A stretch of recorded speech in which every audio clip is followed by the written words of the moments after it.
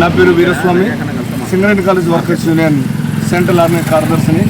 ఈరోజు మరి దేశవ్యాప్త సమ్మెలో మరి ఈ సమ్మె మరి కార్మికులు కాంట్రాక్ట్ కార్మికులు ఈ సమ్మెను సక్సెస్ చేయడం జరిగింది.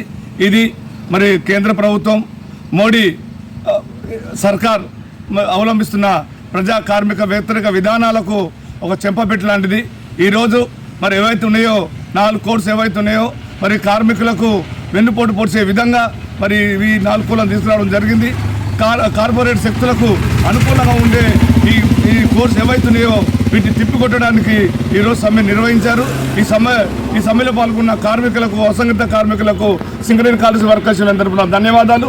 ఏవైతే పోరాడి సాధించుకున్న 44 చట్టాలు ఏవైతే ఉన్నాయో ఆ చట్టాలను నిర్వహణ చట్టాలుగా చేసి వాటిని 4 కోళ్లుగా మార్చి బడా పెట్టుబడి వర్గానికి అనుకూలంగా ఉండే విధంగా మరి ఈ కోళ్లను రూపుదిద్దారు. కాబట్టి వీటిని రద్దు చేయాలని చెప్పి ఈరోజు జేఏసీ తరఫున మరి పాల్గొని ఈ సమ్మెను సక్సెస్ చేసిన కార్మికులకు, జేఏసీ నాయకులకు సింగరేణి కాలేజ్ వర్కర్స్ యూనియన్ తరఫున ధన్యవాదాలు కూడా ముగించుకుంటాం.